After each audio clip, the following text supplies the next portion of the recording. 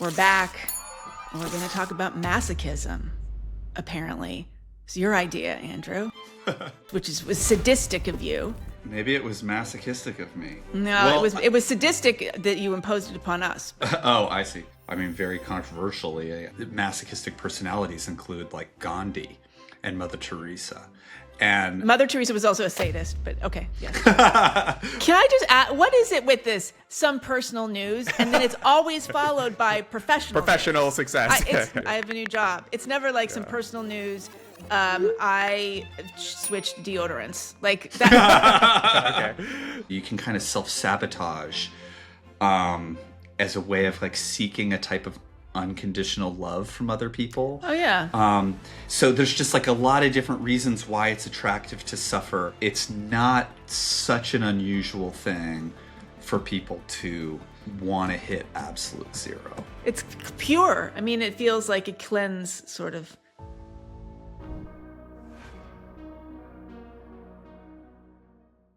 All right, gentlemen, we're back, and we're going to talk about masochism, apparently. It's your idea, Andrew. Which was sadistic of you. So why this topic? Maybe it was masochistic of me. No, it was sadistic that you imposed it upon us. I see. It was also masochistic on your part. It's dropped a lot on social media that people refer to masochism. It's like one of the messiest concepts in psychoanalysis in a way, because it refers to like a dozen different processes that are all called the same thing. There's like a sexual fetish, there's a personality type, there's other kind of maybe like normal masochism that's like embedded in our psyche. And there are different theories about which each of those are and how they work. So it might be worth just kind of unpacking what masochism actually means versus how people use it. I think like mostly people think of it, like people are aware of like a sexual fetish of wanting to be hurt or humiliated as part of sex, and they're aware that that's a proclivity, but there's also maybe like a normal element of pain or dominant submission in sex that we've talked about that's not necessarily like a fetish, but maybe a more normative aspect of dominant submission in sex. And then there's like the personality of like how much do people like pain and what's attractive to pain and why would people be attracted to pain. There's one model, for example, I think this was like a French model, that there's basically 4 drives that everyone has. There's like the 2 drives that come from the id, it's sex and aggression. There's a narcissistic drive, which is basically the ego force. And that kind of holds you together. It's identity, self-esteem, but also coherence. And it's like the ego force is the narcissistic force. We all have that according to this model. And then the 4th one is the masochistic force. That masochism is like an ingrained one of the 4 things that all people have. And it's usually, in this model, it's linked to the superego. So it's about shame and inhibition and restraint. And we need that to kind of contain some of the other drives and unpleasant things in our psyche. We have this kind of like need to be limited, need to have some regulation on ourselves and to limit our pleasure. And that there's a need, and that sometimes like maybe when people have too much pleasure or too much of the other drives going on, they're kind of drawn to things that are gonna limit them, either internally or externally. So that's kind of like, it serves a kind of function of containing and regulating us and maybe getting some coherence. So there's a kind of universal masochistic drive in that model. But that's just like one of like the dozen theories out there about what masochism is. But I think I do think there's something to that, about something that we're all attracted to, where we want some failure or some limits or something like that, if we don't have that, it's dysregulating. Oh yeah. So yeah, it's like normalizes if I'm not mad at myself enough, then I'm gonna mess up, kind of thing. Like I need to be yelling at myself to a certain degree. I'm Otherwise, not it feels chaotic. I'm not me. I don't understand myself. It's like relationships need an element of pain or they don't feel real or they don't feel, you can be in this relationship where everything's good all the time and then you don't feel anything Too because good it's to be like, true. yeah, it's like, I don't really feel like, who is this person? It's, it's like, it doesn't feel like a relationship. So it's not gratifying unless you get like some punishment or something.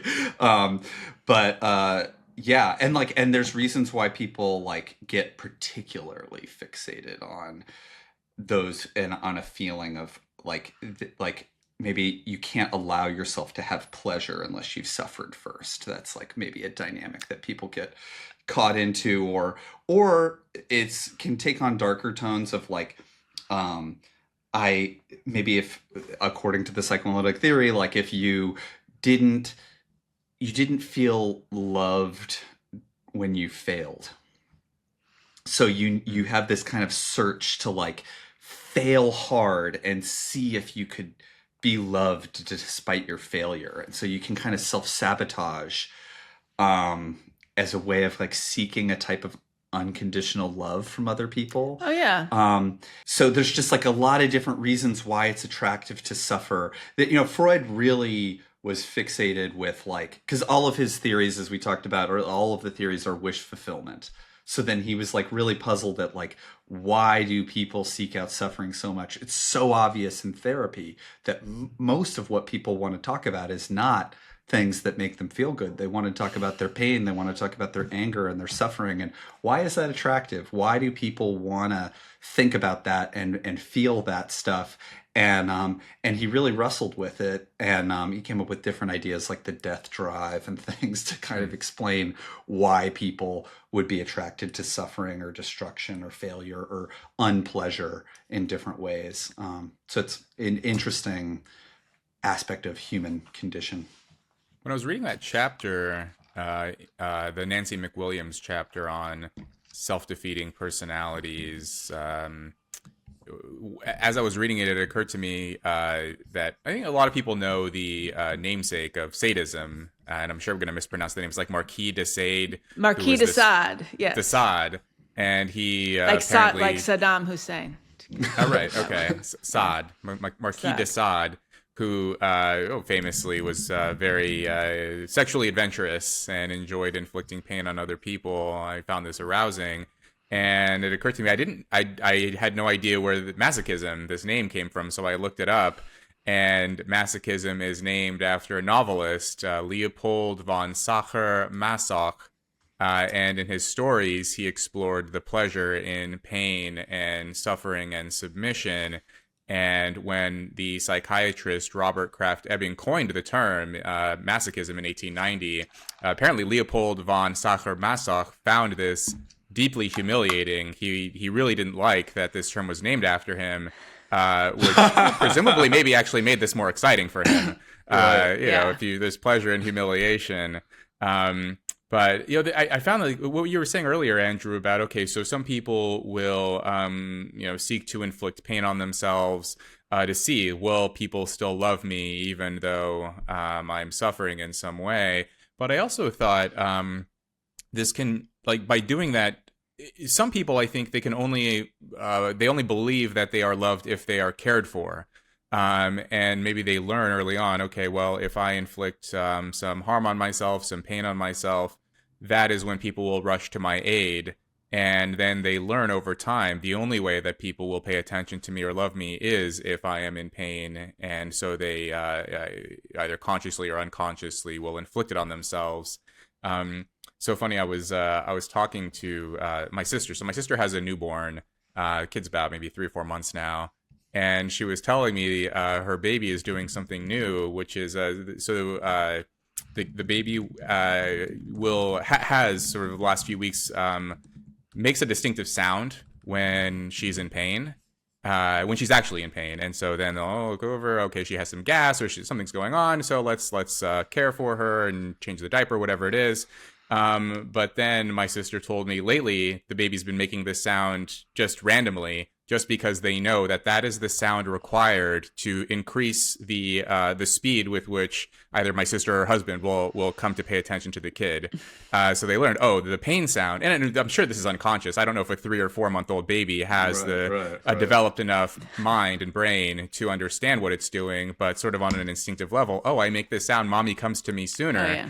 And I wonder if that's maybe something like the root of over time what we learn. Oh, I make this sound, I talk in this way, or I stoop my shoulders, and so on and so forth, that people are more likely to come to my aid. Yeah, I mean, I think there's so many different pathways to masochism. Like a good example of the other variety that I was talking about is like kids who get in trouble. Like there's some kids who like they just try to get in trouble a lot, and sometimes it's because they're not getting enough attention. And it's like I mean, maybe that's kind of similar to what you're saying. It's like if I'm in trouble, then that's how I get attention, and that's Yeah. how I get affection. But yeah, and it can be and sometimes like what's another pathway, like success feels unsafe. If things are going well, then they're gonna break. So it's like there's something like safe about failure. And so people can sometimes, that's like really a self-defeating thing where you can do everything to be successful and then undermine yourself. So you make sure you don't get that actual success, because then you could lose it, and that it'll be more painful. There's just like, it's so, and maybe there's an element of it, like everything in mental, or it's probably not most things in therapy. It's like, why am I doing this thing that actually makes me suffer? It's such like the central therapy question. So there's something like just every one of the disorders in some way is an attachment to a particular form of suffering that seems inexplicable to the person, or that they can't get out of. So there's just like, it's really kind of, in some ways everything is masochism. Yeah, I think so. When I was doing some of the reading in preparation for this discussion, I had the kind of, I guess, layperson's view. Oh, masochism, it's intertwined with some sexual fetish. People want to, they're seeking pain because on some level it's exciting or arousing for them. But in this McWilliams reading, she does help to clarify this. She writes, I want to stress that the term masochism, as used by psychoanalysts, does not connote a love of pain and suffering. The person who behaves masochistically endures pain and suffering in the hope, conscious or unconscious, of some greater good. So some kind of payoff, which doesn't necessarily have to be sexual. And so McWilliams gives this example here of a battered wife who stays with an abusive man. And she's not necessarily doing this because she on some level is excited by being with him, or that she loves the suffering that is inflicted upon her. But rather that, on some level she believes that staying with this abuser might be safer than leaving him, or that she believes that, that her well-being, or like overall some calculus, like, oh, staying with him is actually less harmful to me than leaving him, something like that, or that she's, decides on some level that she deserves this abuse, even though it's painful, but there's not some kind of overt, this is pleasurable for me to be with him.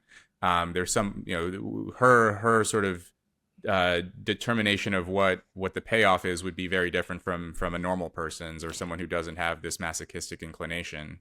Yeah, and it makes me wonder if people sometimes choose suffering or masochism because it's part of their identity. It's kind of a status thing. I mean, I think people get into a martyr complex, and I wonder how martyrdom overlaps with masochism. Yeah, totally. I mean, her examples of, very controversially, of masochistic personalities include like Gandhi and Mother Teresa.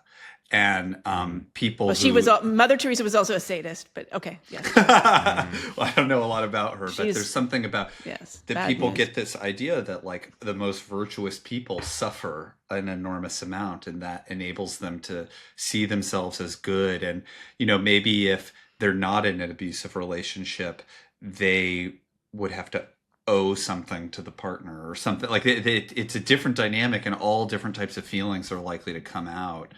in those relationships that can be hard for people to tolerate or feel dangerous or unfamiliar. Well, and you have to be accountable. I mean, if you're going Yeah. to leave your abusive partner, you have to exercise your agency, and you actually have to do something, and do something that is risky and scary and is going to be uncomfortable.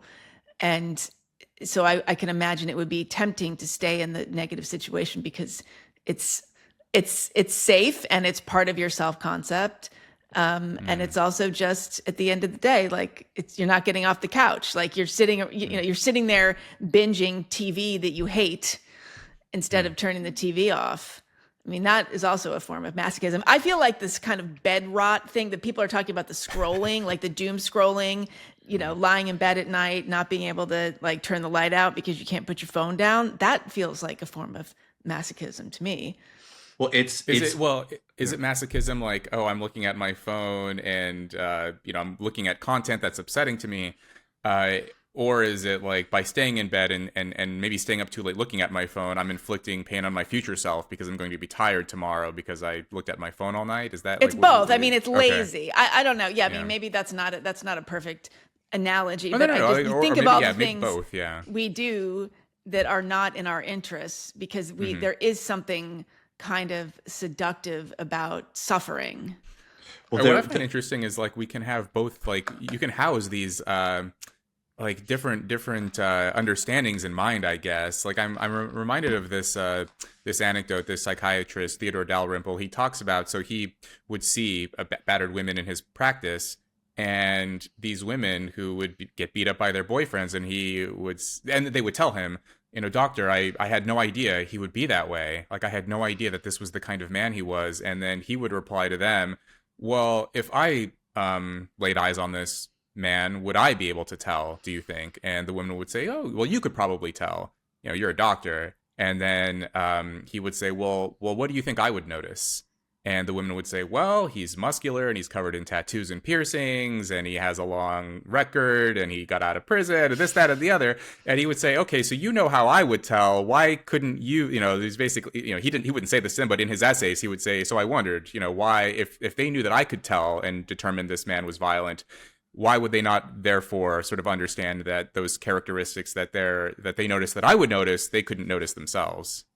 I bet that's true for like everyone dating. But is it like, why did you pick this person? It's like, obviously she's obnoxious, or like, obviously because you think that you're the exception. You think you're the special one that he's not going to beat up, right? Or that you can change him, maybe, or that you just or that you somehow have a more nuanced perspective on this person than some random doctor. Like, well, you're making a whole bunch of assumptions just based on tattoos. I mean, there are plenty of people covered in tattoos and even people with prison records that do not beat up their girlfriends. So he might fall into that category. So is that like a form of masochism in a way too? Or is it like, like I'm somehow a superior person because I can look past all of that, unlike the rest of society who bases their perceptions on stereotypes. I am above that, and so you get to feel like this martyrdom. But then, once you're beat up, then you're maybe indulging in some kind of masochism, right? There's something that happens like when a couple like clicks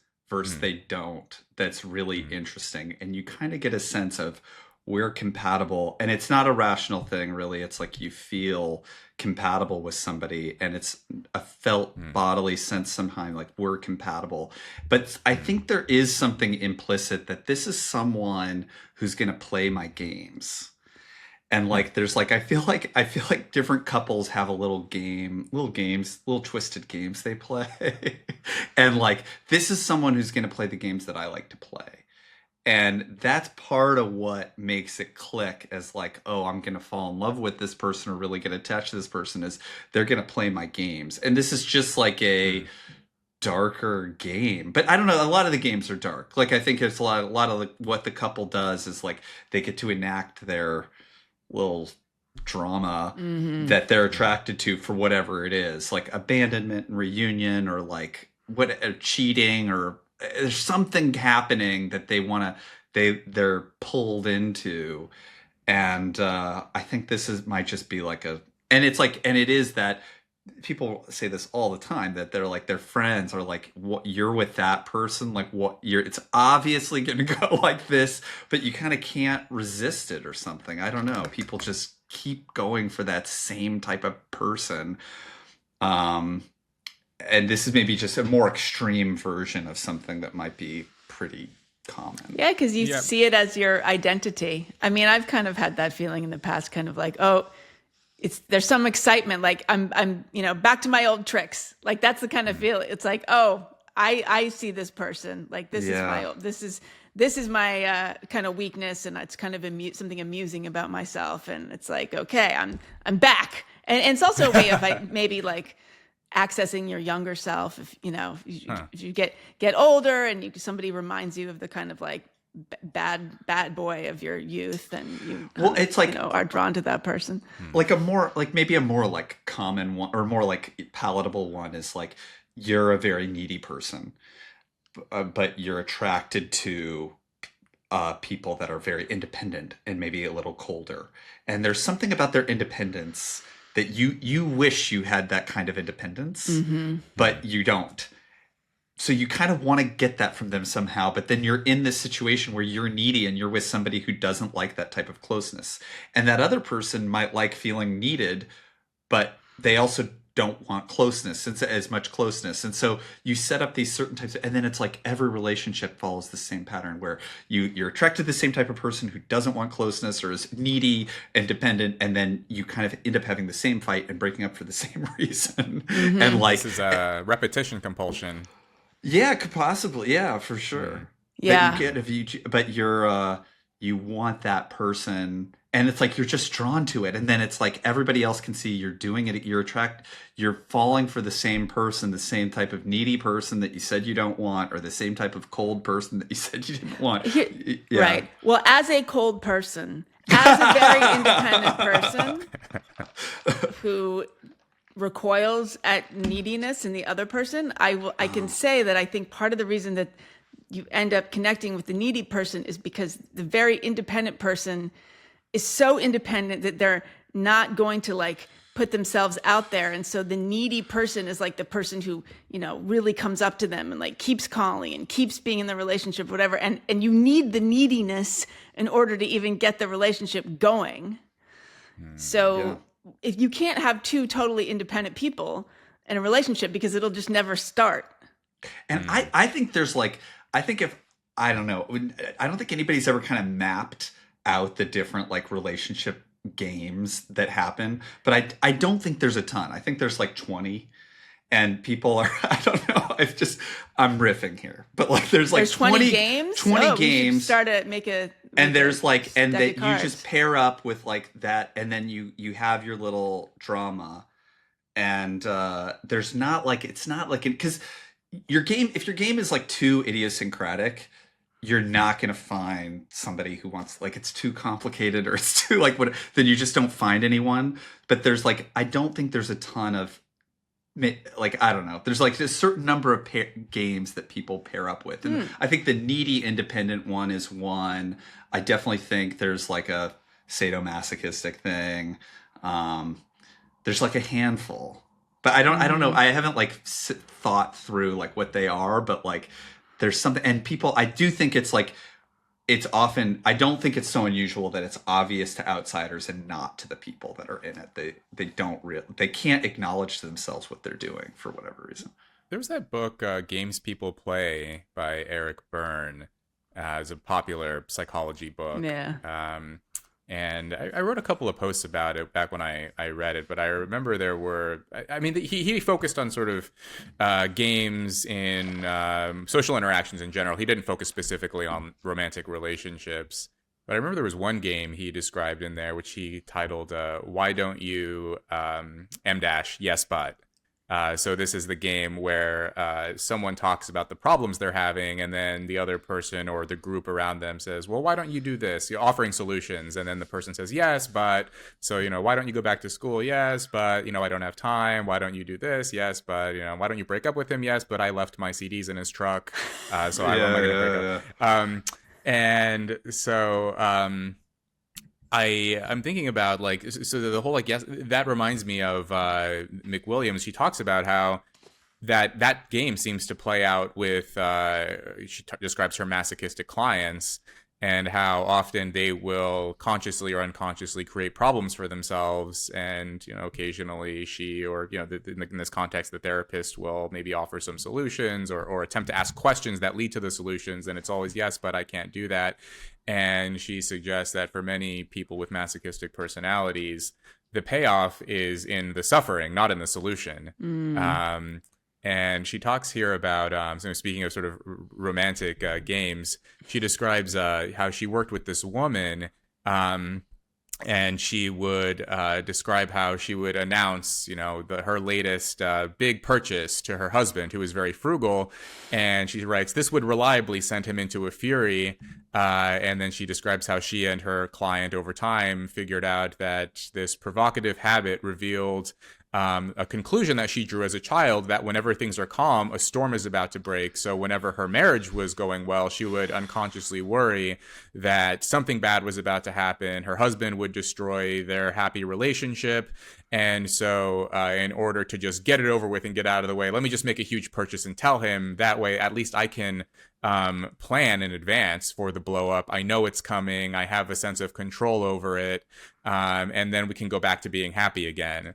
And this whole thing is playing out in her mind, and she would reenact this repeatedly. I just find this fascinating that sometimes people behave in masochistic ways because they assume, well, I'm gonna be in pain anyway, but at least this way I have some control over it. At least this way I can decide how it goes. And it's only over a purchase. Yeah, I mean, it's a relatively low stakes thing. It's not some actual catastrophe.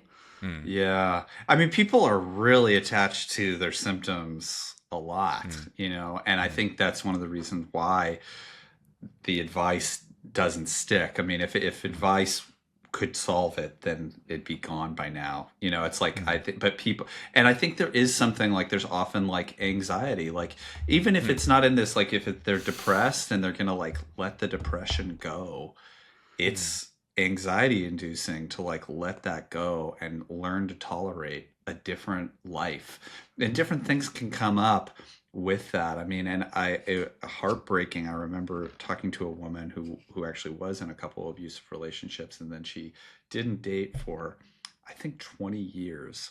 She focused on raising her kids, and she's like, I can't date. I have to focus on raising my kids, which isn't true.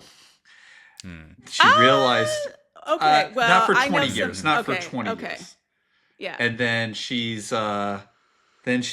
realizes like, oh, I guess I could have dated some of this time. And it just flooded with regret about missed years and why did I do this? And there's all this stuff where it's like, as long as the situation is impossible and she can't change, she doesn't have to feel, regret, or even like if she, I'm sure it could be even more painful if she actually met a man and then experienced love and then she realizes what she hasn't had.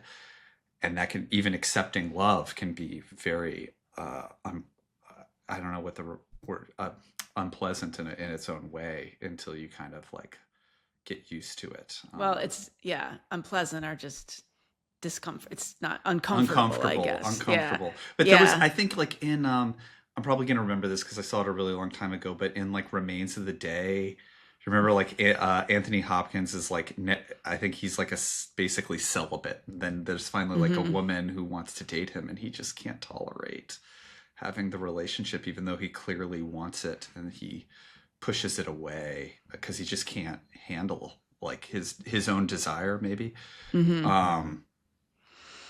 Yeah, I mean, so for something like this is why I actually like the kind of psychoanalytic, psychodynamic models, because there's nothing in evolutionary psychology, to my knowledge, that has anything interesting to say for why someone would behave in that way. Like, why would you intentionally avoid a romantic relationship with someone who you like and who likes you? Yeah. That makes no sense because they live in too Darwinian far terms, away. rational terms. You everything obviously else. don't live in Los Yeah. Angeles. Right. And so like if the opposite were, so if they lived far away and then they, did everything they could to still see each other, that would make sense both in a sort of a rational way and in the kind of Darwinian evolutionary way of, reproduce, find a partner and so on. But to intentionally avoid it, that to me is like, this is where I think something like psychoanalytic frameworks can help to help me at least to understand what's going on. Yeah. You mentioned regret. Oh, sorry. I want to say something about regret, but go ahead, Andrew. No. I want. Well, I mean, regret is such. It is such actually a radical. I don't know. Is it a sentiment? Is it an impulse? Whatever. I mean, to admit to yourself that you have regret about something is incredibly difficult, and it's incredibly rare. I mean, I just think so much of we go through life with confirmation bias and cope. Everything is a cope. I mean, I remember a couple of years ago, I interviewed Stella O'Malley on my podcast. She's a therapist, psychotherapist. She's a therapist, and she's in the gender world, and she hosted the podcast Gender: A Wider Lens with Sasha Ayad for a long time. And she was talking about detransitioners and just how incredibly difficult it is to live with regret. And most of us don't. Like, most of us will do anything to avoid it. It's like, well, I don't really regret that I made that terrible decision because I learned from it. Or like, I'm the person I am. I wouldn't be the person I am today if I hadn't done X, Y, and Z. And so, and I wonder if this is a particularly American thing too. Like, we just can't metabolize making a mistake and wishing that the past had been different. It's very, very difficult. And, I have no regrets. Je regrette rien is like, that's French. It's not, so maybe the French do it too.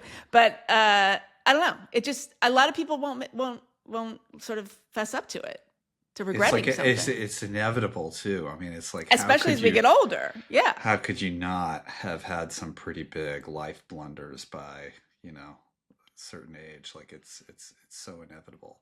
And, the connection to masochism too is that people often grow up with a sense of there's certain emotions that are acceptable in a given family, and then certain emotions that aren't.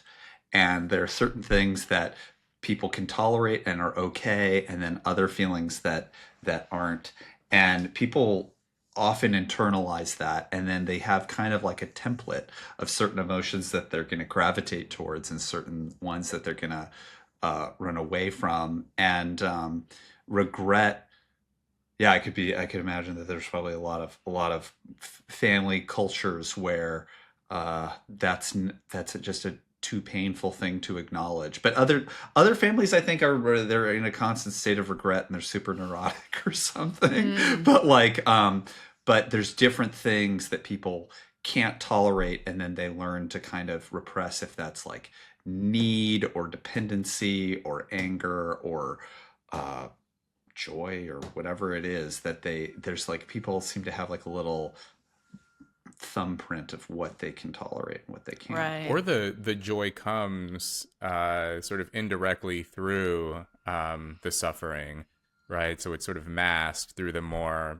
acceptable, tolerable dynamics of whatever the family situation is. So if you're not allowed to feel joy, but then you learn to feel joy through the suffering and the destructive patterns. I find this interesting that, because I think we mentioned this in a previous discussion of some of Freud's thoughts about self-harm, and how it's actually the intent of self-harm is to inflict harm on the other person, of look how much pain you're causing me, and then that sort of transmits to the other.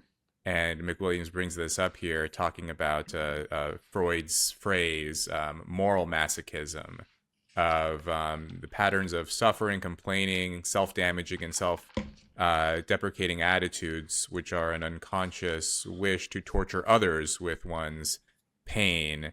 And then she goes on here to write that people with moral masochistic personality structures impress others as grandiose and scornful, exalted in their suffering and scornful of those lesser mortals who could not endure equivalent tribulation with so much grace. Sometimes when masochistic clients are recounting instances of mistreatment by others, one sees traces of a sly smile on otherwise aggrieved features. For those who tilt toward moral masochism, they may be fighting back by not fighting back, exposing their abusers as morally inferior for showing their aggression and savoring the moral victory that this stratagem achieves. And this is just so interesting to me that that the victory is in defeat, paradoxically.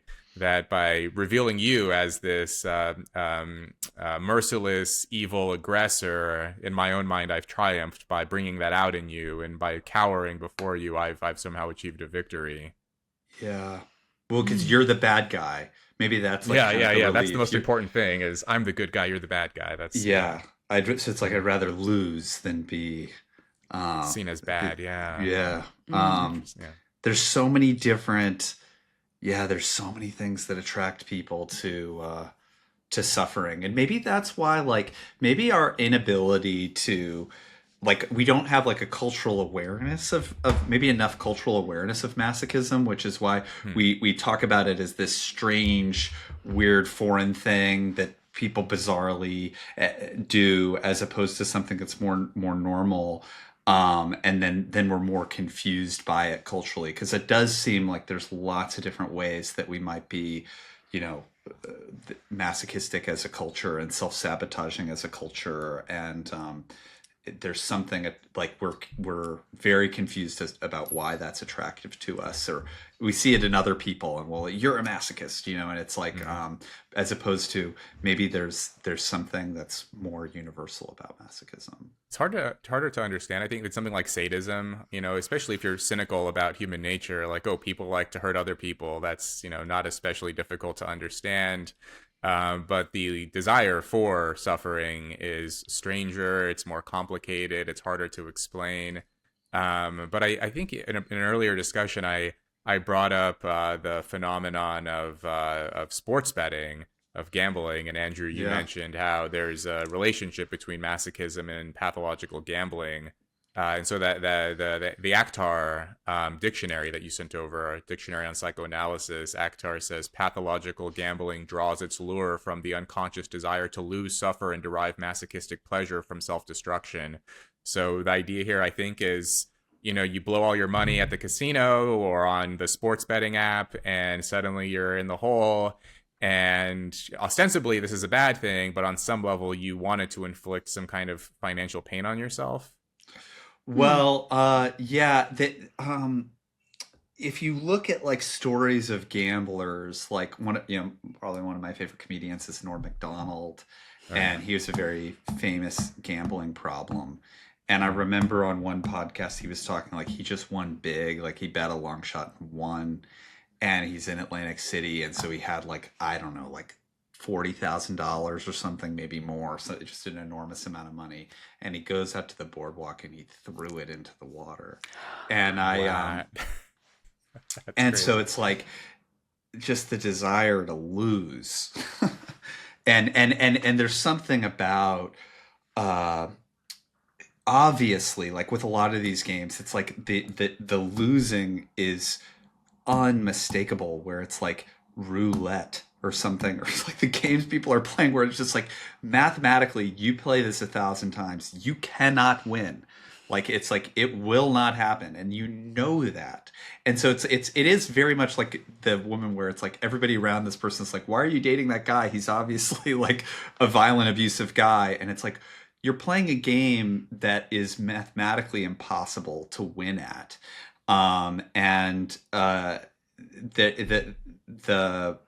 It just seems so baked in a numerical way to gambling that you kind of have to wonder what the motivation is. And yeah, maybe there is a desire to like be rejected or be loved despite failure, or a discomfort with having money, or a discomfort with success, or that feels familiar to them. And I think there's something that tends to go hand in hand with whenever I see gambling, I think of some type of self-defeating pattern. There are some really successful gamblers if they do like poker or something. Yeah, I mean competitive poker player, but they have that's a skill. I mean, they're actually, you know, implementing some kind of skill that they have developed, a gift that they have.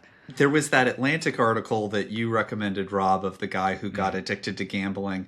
And he talked about this experience, I guess it was called like going on tilt or something, when you lose money and you try to get it back and you kind of impulsively like take a lot of really bad bets really quickly. And it's kind of interesting, like, you know, what that's about and that there is this kind of like emotional impulsive thing where you can just blow through thousands of dollars and betting the long shot, and there's just different things that, you know, long shots are over bet. I mean, that's kind of one of the key gambling strategies is like long shots are over bet because gamblers are masochists and people want them. I mean, does it feel better to win the long shot than, I mean, I would imagine it's like, haha. It feels better, but you're likely to lose. Of course. And with some of these, like, I mean, with horse racing, I actually do like horse racing. I do. Not that I get to the track so often, but I like a day at the track. It is fun to go to the track. And yeah. Yeah, Santa Anita. It's a beautiful, beautiful track in LA. But the between taxes and the house cut, it's like 20-25%. You have to beat the odds by like 30% to break even. Well, it's so crazy. Yeah. It's like there's no, even if you're really, really good, it's just like it's and I mean people, and also like there's all the rigging and the cheating and stuff that like maybe you're aware of and can take advantage of, but if not, like you're not gonna win.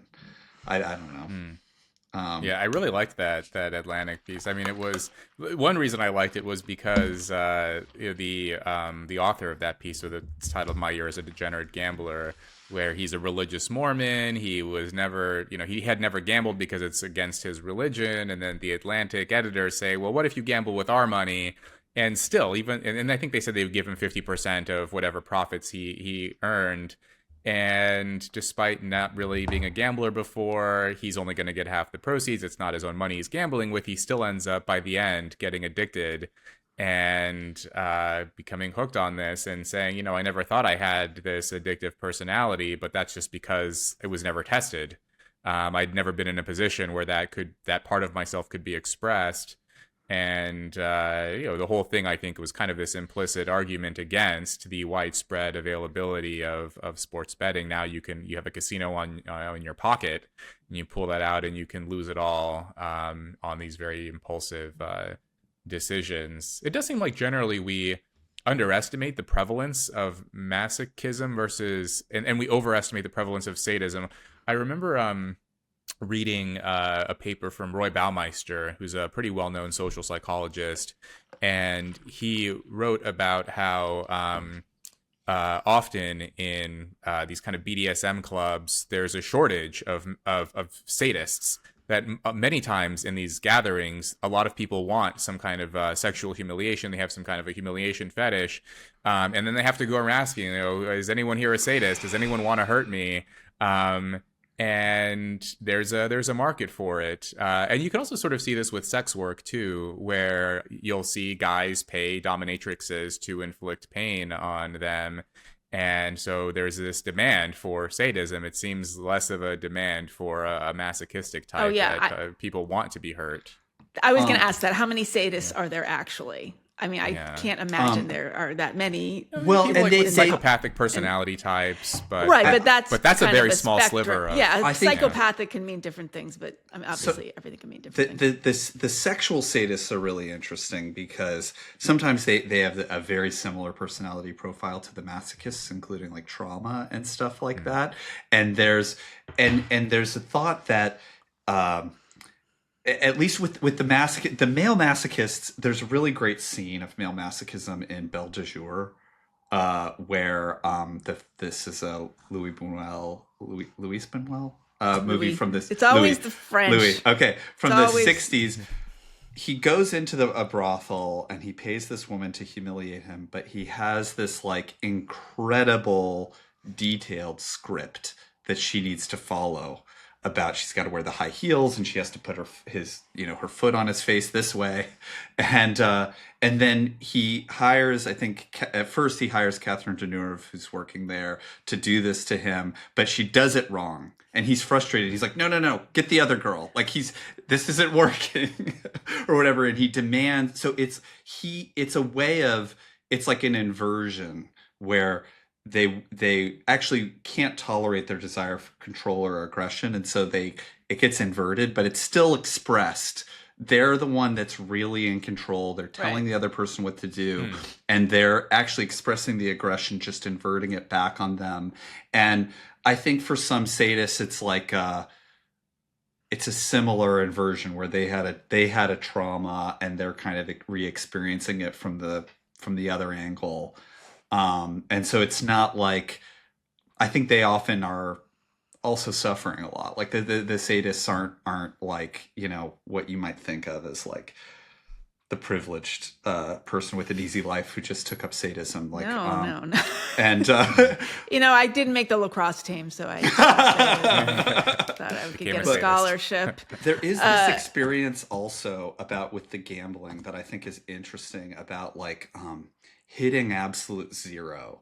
I don't know a lot about this. I've just kind of read about it. I think I'm not like, but it's like when you hit zero, there's a kind of release, and it can be in a very fruitful time of insights and calmness, and even like a pleasurable thing of like going down to zero. Wait, what do you mean hitting zero? Like hitting bottom kind of thing? What do you mean? Yeah, I mean, I don't know. It doesn't necessarily, I don't think it means losing every last dime, gambling or something. So you're talking specifically in gambling, or are you talking sort of more broadly, like just kind of metaphorically having hitting left to zero, lose? hitting bottom? The idea, Freud did come up with a term called the nirvana principle, which is like the death drive, and it's like a desire for like a type of annihilation.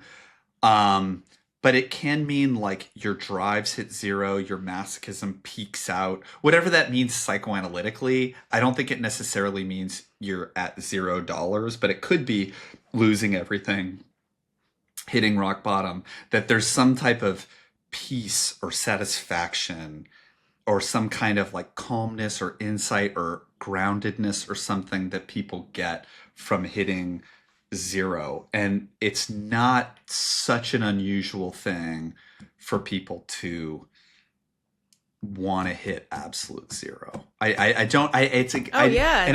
had a professor, a sociology professor, who had a gambling addiction, and he talked about this cool state, this cold. It was like, I don't know, not necessarily temperature wise, but psychologically, like hitting absolute zero.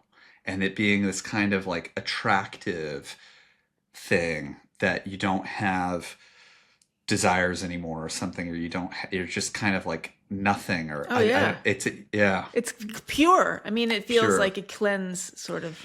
Yeah.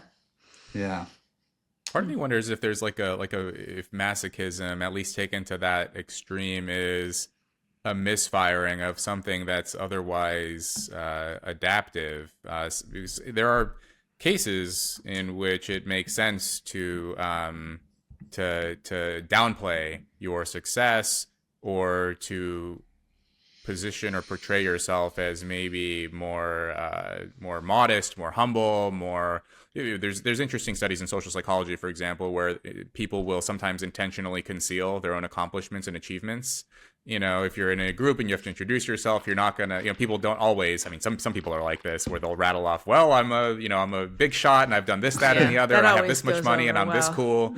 But often you'll find, and I have this impulse myself of, you're in a group and you have to introduce yourself, you kind of say some things that you've done, but you don't want to linger on your success for too long. You just kind of say the things you've done, move right along, and then maybe make a self-deprecating joke at the end, because you don't want the motive is to avoid envy.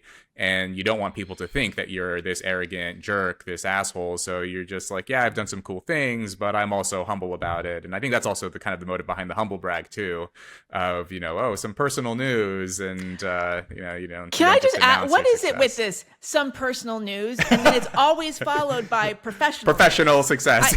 Why is that personal? Some personal news. I have a new job. It's never like some personal news.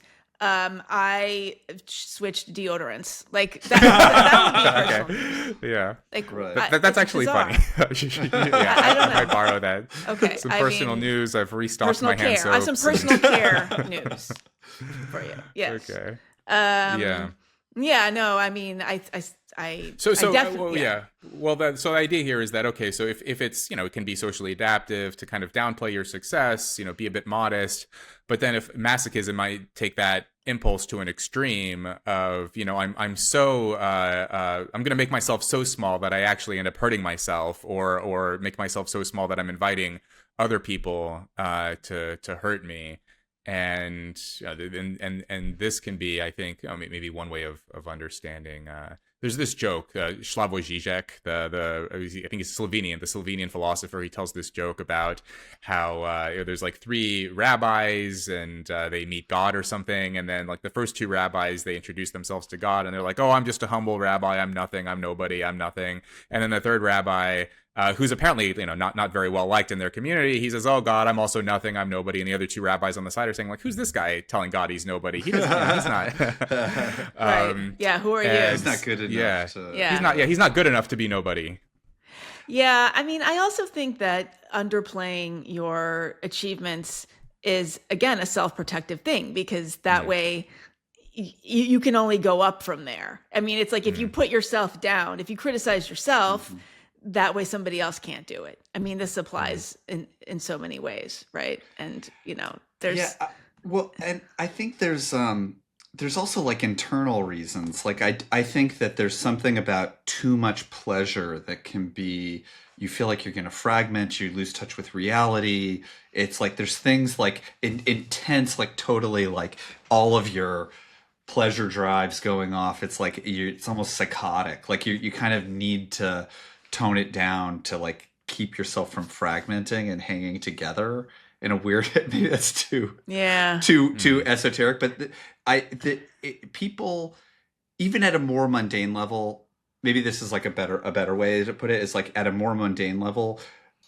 people really do defend against pleasure and against love and acceptance at like if you think about what are defense mechanisms defending against love and acceptance, very, very common. Like it's like you'd think that what people would be defending against with their defense mechanisms would be their aggression and their desire and all these things. And the amount of times that they're defending against connection and love and acceptance and pleasure is so common. I almost like think like it's maybe like the most common thing. The default setting. Yeah, is defending against love, defending against acceptance, defending against good things. That's more what it is than the bad things. Do you guys feel that way personally? I feel like I've been talking about myself this whole time. You gotta give a little bit. What's your worst way that you do this? Make something up. Do you want to go first, Rob? Nope. I have my own things. We might cut this. I might ask to cut this. Oh no! Now we're not going to cut it. See? behind the paywall. Now this is for paying subscribers. Okay, go. Paying subscribers. Well, I mean, this is like very personal, but I'm probably gonna want to cut this. But like ever since like Aaron, my last partner died very abruptly. And I just have not found anyone. And I think I am keeping myself from getting attached on some level to another person. And it is unconscious. I don't feel like I have conscious control over like I'm rejecting good partners, but I must be. Yeah. And I think there's something that feels very unsafe about loving again and being in a relationship again. And, but it's like, yeah, I'm defending against something good that I like really do want and I think need in my life. life. But I think that's like, but it's like so common when you think about people like who are in therapy. It's like, why am I keeping myself from good things? Why am I keeping myself from success? I'm keeping myself from love. I'm keeping myself from good relationships, from friendships, from enjoyment. Why? Because you're keeping yourself safe. I mean, I just think it's so, like what you just laid out, it makes perfect sense. I mean, there's nothing even complicated about that. It's completely Yeah. natural. So, yeah. Yeah. No, I understand that. I mean, not exactly the same, but I experienced a lot of loss as a kid of growing up in homes, different foster homes, different families, and then later when I was old enough to be in serious romantic relationships, I would I would always keep a bit of a distance, avoid getting too close, or kind of accept early on this isn't going to last, and then behave in such a way as to make that come true. And then when I left home and enlisted in the Air Force, almost as soon as I was in a position to do so, I started drinking a lot. And later I came to understand that part of me felt maybe unworthy of the success that I had attained at that point, the amount of stability, and also some survivor's guilt, because a lot of the guys I grew up with stayed home. They never left. They never went to college. They never did anything. And a lot of them were suffering. Some went to prison. One of my friends was shot. And so, I enlisted, and my life's comparatively going great. And I felt on some level I didn't deserve it. And so, started drinking and, getting into, doing things that I shouldn't have been doing. And, probably maybe there was like this masochistic impulse there of how can I find a way to foil this undeserved success or this perceived undeserved success. It took a while for me to understand that, though, and I think it's something that is it's so hard to untangle and to fully understand why people would get in their own way, and self-defeating behaviors. Also, I think masochism, at least like the sort of the weak form of like the self-defeating behaviors, is an kind of an under-discussed reason why, for example, people, even if they have the opportunity and the ability to achieve upward social mobility, they still don't do it because they feel like they don't deserve it. Yeah. Imposter syndrome. Yeah. Yeah. Well, I know kids now who are like this, who are very clearly talented or academically inclined, and they're unique among their peers in this way, but still they shy away from applying to universities that they're qualified for simply because they don't want to leave home. They don't want their friends to think that they believe they're better than them. On some level, they don't believe that they deserve success, and so they get in their own way like this. And that is not something that can be solved, I think, with public policy or redistributive economic schemes or anything like that. That's a kind of a deep psychological thing that requires sort of a lot of inner work, I think, to address. Are they potentially? This is a sincere question. Are they potentially right that if they did get into the good school and go on that path, they would experience isolation from all these people they love back home? Is that true?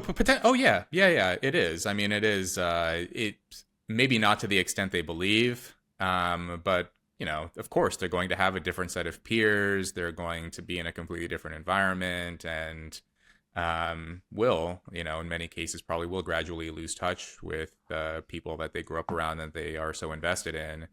And yeah, it's so their instincts aren't, they're not wrong. Yeah. My great uncle, I'm not related to him by blood, but his name was Lou Gottlieb. He was a bassist in a folk band and made a lot of money in the 60s, and he started the largest hippie commune in the country. And his philosophy was, he thought acid was, sent by God to save humanity or something. And then he also, he believed that the hippies were their message to the world was that we lived in a time of abundance and people didn't know how to be happy. And that's what the hippies were sent to tell people, is how to have pleasure and how to be happy. And that was what the commune was kind of based on, was just like how to accept enjoyment. Now, I think he was also kind of narcissistic in a lot of ways, and just, I'm not a follower of his philosophy, to clear up the record, but there is something about like a modern problem where we have so much, and yet this is the place where I think we've grown the least as a society. I mean, somebody like Elon Musk, or, it's like, well, we haven't gone to space yet or something. It's like, we haven't figured out how to be happy. And I'm not like, no matter how much technology we do, I don't have a sense that people are more fulfilled now than they were 50 years ago. And it may be related to these types of problems if people still haven't kind of learned how to accept feeling good. I don't know. It's so weird that the hippies would be the solution to this. I mean, talk about the definition of unintended downstream consequences. I mean, the hippie movement, I mean, that kind of, post-60s. Well, I don't think that was the formula. Their formula. Right. I'm not endorsing his formula of take acid every day and live on a no, not commune, even that, but just like the idea that that like we should, that the solution to feeling alienated amid abundance is to just kind of be hedonistic. Yeah, I mean, it should be the other way around. I mean, I think that we're in a very interesting moment right now where people are really relitigating that logic and thinking, well, what if we have less, and what if we sort of have, have boundaries, and deny ourselves certain things, and step away from technology. I mean, I was just in a conversation yesterday. We're recording this the day after Easter, and several of my friends were like, a lot of people actually went to church. I actually went to church on Easter Sunday. I went to early mass, which I mean, I don't normally do, but I just felt compelled to. I don't know. I just think we're in a very interesting moment in terms of that particular line of logic. I mean, I think that the hedonistic pursuit of pleasure stuff, you burn out and you end up, I mean, especially all the drugs and everything, it's obviously right. doesn't work. And I think that the idea that we've made so little progress as a culture in terms of actually being more fulfilled. And it seems to me like, isn't that the biggest gap in where we need to grow? And yet I feel like there's still a lot of people who are centering human progress around technology or something. I'm not anti-technology, but we seem to be missing the ball here. And ease. I mean, I think that people, I mean, it's sort of like, this is like, every artist knows this, like real creativity comes out of limitations. So you're going to write something much better if you say, okay, I can only, these are the parameters, and I'm going to write something within these constraints. I mean, this is how great art is made, not because you have every single, crayon in the box. And feeding all this like desire and feeding all this like, I don't know, whatever the economic drives are that animate people to buy things, that can really lead to misery. I just don't, but it seems like if you look at psychology, I mean, we're talking about psychoanalysis, which is like so old, and there's an argument of like, why are we talking about this thing? It's 100 years ago. And yet it's like, there hasn't been an enormous amount of progress in terms of finding fulfillment as a question in psychology. There really hasn't. And even the more advanced cognitive behavioral therapy is the cutting edge thing, because it came out in the 70s or 60s. Or it's old ancient too. We're not having breakthroughs around fulfillment and living a better life in psychology at all, really. And we're struggling to keep up, just to keep people from falling apart. It seems like we're getting worse. And so it's really shocking to me that it's not a bigger focus of like, shouldn't we be doing better? I don't know. Yeah, some self-imposed scarcity. It seems like, Megan, I think you're right. There is something about this moment of people recognize, if you just indulge all of your fleeting hedonistic impulses, you tap a few buttons on your phone and you can have all the food and gambling and with dating apps and OnlyFans and porn and sex and everything else, that you can just get stuck in that Skinner box forever. and never leave. And so now you're seeing, people start taking cold plunges and ice baths, and it seems like half of the population is going towards that direction of ice baths and cold plunges and training for a Tough Mudder, and then the other half of society is like, oh, more Uber Eats and I want my VR porn and plugging into the machine. So there's this bifurcation taking place, but a lot of people I think are realizing voluntary suffering, some voluntary scarcity, self-imposed. I'm only going to do these hedonistic things in certain windows, but the rest of the time I'm going to live a very disciplined life, of fitness and gym and everything else. And I wonder if on some level, once we achieve certain level of material success, people kind of long for some strife, a little bit of suffering. Oh, I think we're there to compensate for it. But we're creating it on many fronts. Just to say, maybe so obvious. I think this is obvious, but fulfillment really comes from doing nice things for other people and being compassionate and I think and connecting to a part of yourself within that is nourishing and authentic and doing hard things stuff that was really hard to achieve, where you thought you were in great pain along the way, but interiority also that there's, I think, it's wrong to say that self-reflection or inner work or whatever is a modern thing. People have been meditating intensely and reflecting intensely for thousands of years, and I think we might actually be, despite all this people talking about themselves and throwing around psychological jargon, less sincerely connected to inner states than they were in past eras. It's funny what you said earlier, Andrew, about, so psychoanalysis is, it's from the horse and buggy era. Why are we still talking about it today? But, what we're talking about now, this is something that has been discussed, the great religions. So Christianity with Jesus, how there's this story of him in the desert where Satan's offering him all of these things and he keeps renouncing it. And then Buddha, he was a prince who lived in this lavish castle, and he renounced all of it to go meditate under a tree and achieve enlightenment. And so that story of acquiring, and then I think you're seeing sort of versions of this with tech entrepreneurs who become overnight billionaires, and suddenly they're living in their little office and going on ayahuasca trips, and they're not really enjoying their wealth. They're trying to find some kind of psychological enlightenment rather than flying on private jets and banging supermodels or something. Yeah, they're not Andrew Tate. Andrew Tate's figured it out. I don't know why these that's tech the conclusion of billionaires this. Can't. Yes. Right. Andrew Tate is what? Well, he has no problem flying around on jets, and why is it that some people have no problem flashing their wealth? Well, they might not be. My sense is, with both Buddha and with Jesus, the story is that they had incredibly profound inner bliss. It was not masochistic in terms of avoiding pleasure, or in terms of real fulfillment in a sincere way, but a recognition that all this other stuff was actually not getting them there.